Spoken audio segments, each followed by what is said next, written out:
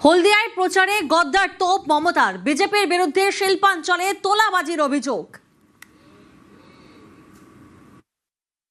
মা মাটি মানুষ সকলকে বলবো, যদি মেদিনীপুর পূর্বের এই জেলা কোনো গদ্দারের হাতে বিক্রি করতে না চান, তাহলে সব সিটে সমস্ত রকম চক্রান্ত ব্যর্থ করে এবার কিন্তু তৃণমূলকে ভোট দিতে হবে। শিল্প এবং কৃষি আমার দুই ভাই বোন। সুতাহাটা আগেও আমাদের এমএলএ দিয়েছেন, কিন্তু এখন দুর্ভাগ্য একটা পার্টি এই মেদিনীপুর জেলায় নিজেদের লোকেদের সব ডেপিউট করেছে এবং তারা বিজেপি পক্ষ হয়ে কাজ করছে। আর এই জেলায় গদ্দার লিস্ট করে দিয়েছে কাকে কাকে অ্যারেস্ট করতে হবে। আর ইলেকশনের পরে তুমি নিজেকে সামলাও, অনেক কেলেঙ্কারি করেছো। হলদিয়া থেকে কত ট্রাক যায়, সেই ট্রাকের কাটমানি কে খায়? শ্রমিকদের এমপ্লয়মেন্ট ভাতা থেকে, এমপ্লয়িজের থেকে টাকা কে খায়? যত কোম্পানি আছে তাদের থেকে মাসে মাসে টাকা কে তোলে?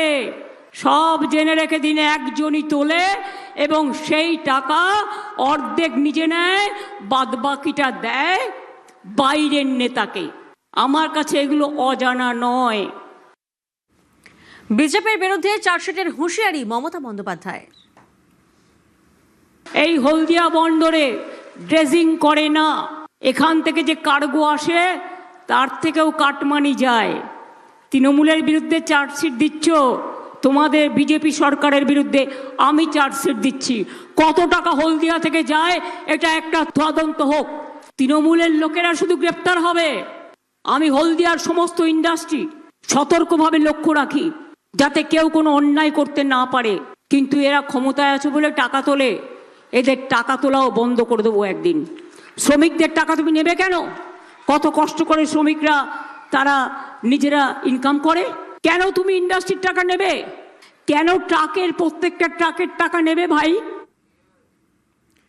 এবারও নন্দীগ্রামে কারচুপির চক্রান্ত, হলদিয়ার সভায় অভিযোগ মমতা বন্দ্যোপাধ্যায়ের। নন্দীগ্রামের মানুষ তোমাদের আগের বারও ভোট দেয়নি, এখনো কোর্টে কেস পেন্ডিং আছে। মনে রেখো, অনেক ভাঙা মেশিন আছে। আমি মুখে ঝামা ঘষে দিতে পারতাম, কিন্তু ভবানীপুর থেকে ইলেক্টেড হওয়ার জন্য আমি আর প্রেশার দিইনি।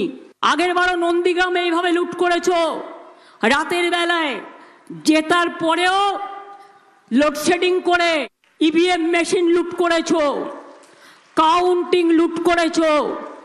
যাদের বসিয়েছিলে তাদের আমি চিনি, এবারও যাদের বসিয়েছো দেখে দেখে ইঞ্চিতে ইঞ্চিতে কেউ যদি আপনাদের সাথে দুষ্টুমি করে তার নাম, ঠিকানা, অ্যাড্রেস, ফোন নাম্বার আর ছবি তুলে রাখবেন।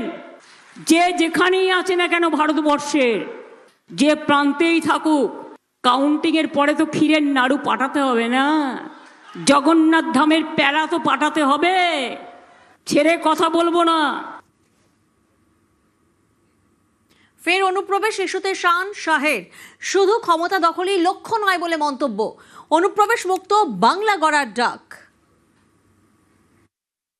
ये चुनाव जो है हमारे प्रत्याशी को एमएलए बनाने का चुनाव नहीं है, भाजपा के कार्यकर्ता को मुख्यमंत्री बनाने का चुनाव नहीं है। ये चुनाव पूरे बंगाल को घुसपैठियों से मुक्त बनाने का चुनाव है, घुसपैठियों से मुक्त। ये दीदी कहती है घुसपैठिए को बचा कर रहो, मैं आपको वादा कर जाता हूं 23 तारीख को कमल के निशान पर बटन दबा दीजिए, 5 तारीख को भाजपा सरकार बना दीजिए। बंगाल में से एक एक घुसपैठियों को चुन चुन कर निकालने का काम भारतीय जनता पार्टी। শিল্পে তৃণমূলকে নিশানা শাহের, বিজেপি এলেই জিন্দাল কারখানা, শালবনীতে প্রচারে প্রতিশ্রুতি অমিত শাহের। जिंदल स्टील के प्रोजेक्ट का वादा किया, प्रोजेक्ट हुआ है सालबोनी वालों? अरे जोर से बोल, हुआ है क्या? ये प्रोजेक्ट केवल मोदी जी ही पूरा कर सकते हैं, हम इसको पूरा करने का काम करें। মমতা সরকারের বড় ব্র্যান্ড অ্যাম্বাসেডর মোদি। তৃণমূল শাসিত রাজ্যে ঝালমুড়ি খান প্রধানমন্ত্রী। গুজরাট বা মধ্যপ্রদেশে এই দৃশ্য দেখা যায় না। ঝালমুড়ি খাওয়াকে কটাক্ষ অভিষেকের। মমতা বন্দ্যোপাধ্যায় রাজ্য সরকারের সব থেকে বড় ব্র্যান্ড অ্যাম্বাসেডর আমি মনে করি দেশের প্রধানমন্ত্রী নরেন্দ্র মোদী। যে ঝাড়গ্রামে 2011 সালের আগে মানুষ 10টার পর বেরোতে পারতো না, সেখানে দেশের প্রধানমন্ত্রী এসে ঝালমুড়ি খাচ্ছে। এর থেকে বড় সাফল্য মামাটি মানুষ আর কিছু হতে পারে না।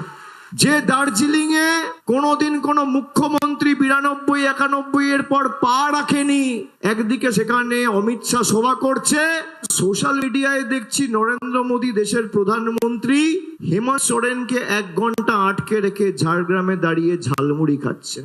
যারা এখানে এসে বলে বাংলাকে গুজরাট বানাবো, উত্তরপ্রদেশ বানাবো, মধ্যপ্রদেশ বানাবো, আমি গত 15 বছরে নরেন্দ্র মোদীকে গুজরাটে কোথাও ঝালমুড়ি খেতে দেখিনি, আমি মধ্যপ্রদেশে কোথাও ঝালমুড়ি খেতে দেখিনি। কিন্তু যারা বলে বাংলার আইন শৃঙ্খলার অবনতি, 2011 সালের আগে যদি এই ঘটনা ঘটতো, দেশের প্রধানমন্ত্রীর হেলিকপ্টার ঝাড়গ্রামে নামতো, আকাশেই চক্কর দিতে হতো। নিশানায় তৃণমূল, টার্গেট অভিষেক। ভোট প্রচারে অভিষেককে নিশানা অমিত শাহের। অভিষেককে মুখ্যমন্ত্রী বানানোই তৃণমূলের লক্ষ্য বলে মন্তব্য করেন তিনি। ममता दीदी ने बंगाल के युवाओं की चिंता नहीं की, उसको एक ही बंगाल के युवा की चिंता है, भाईपो की। आप चाहते हो भाईपो मुख्यमंत्री बने? चुनाव के बाद तुरंत ममता दीदी अपनी जगह भाईपो को बिठाने वाली है, भाईपो को। ममता दीदी, मैं आज कहकर जाता हूं, कुल्टी में आपका सपना पूरा नहीं होगा, भाईपो कभी मुख्यमंत्री नहीं बन पाए। ये झूठ चलाती है। बंगाल में बाहर का मुख्यमंत्री आएगा। बंगाल का मुख्यमंत्री बंगाल में ही पैदा हुआ, बंगाली में पड़ा हुआ, बंगाली बोलने वाला ही बंगाल का मुख्यमंत्री बनेगा। बंगाल का ভোটারদের প্রভাবিত করছে কেন্দ্রীয় বাহিনী। বিজেপির লেঠেল বাহিনী হিসেবে কাজ করছে। ভিডিও প্রকাশ করে চাঞ্চল্যকর দাবি তৃণমূলের।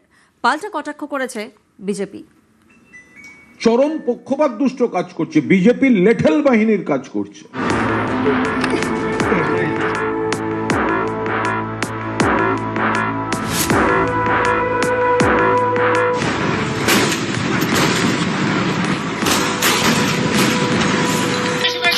গত কয়েক বছর ধরে অশান্ত মণিপুরে এখন রয়েছে 184 কোম্পানি কেন্দ্রীয় বাহিনী। অনেকেরই অভিযোগ, কেন্দ্রীয় বাহিনী মণিপুরকে শান্ত করতে পারছে না। সেই মণিপুরের থেকে প্রায় 14 গুণ বেশি বাহিনী ভোটের বাংলায়। এ রাজ্যে মোতায়েন করা হয়েছে 2400 কোম্পানির বেশি কেন্দ্রীয় বাহিনী। এই কেন্দ্রীয় বাহিনীর বিরুদ্ধেই চাঞ্চল্যকর অভিযোগ তৃণমূলের। মঙ্গলবার তারা একটি ভিডিও প্রকাশ করে। সেখানে দেখা গেছে কয়েকজনের গায়ে লাঠির দাগ। নির্বাচন কমিশন কেন্দ্রীয় বাহিনী পাঠিয়ে লাগাতার অত্যাচার চালাচ্ছে। জওয়ানদের বিরুদ্ধে আমরা কেউ নই, কিন্তু তাদের যে ব্যবহার করা হচ্ছে, তারা সব সীমা অতিক্রম করে যাচ্ছে। চরম পক্ষপাত দুষ্ট কাজ করছে, বিজেপির লেঠেল বাহিনীর কাজ করছে, দিল্লির জমিদারদের লেঠেল বাহিনীর কাজ করছে। কেন্দ্রীয় বাহিনীর কোনো জওয়ান বলে যাচ্ছেন ভোটটা কিন্তু বিজেপিকে দেবেন। যে জায়গাটায় বিজেপির সংগঠন নেই, সেই সব জায়গায় কেন্দ্রীয় বাহিনী ম্যাপ করে করে জমা দিচ্ছে। তাহা মিথ্যে কথা, কোনো এর ভিত্তি নেই। হেরে যাবে জেনে এখন সমস্ত অজুহাত তৈরি হচ্ছে।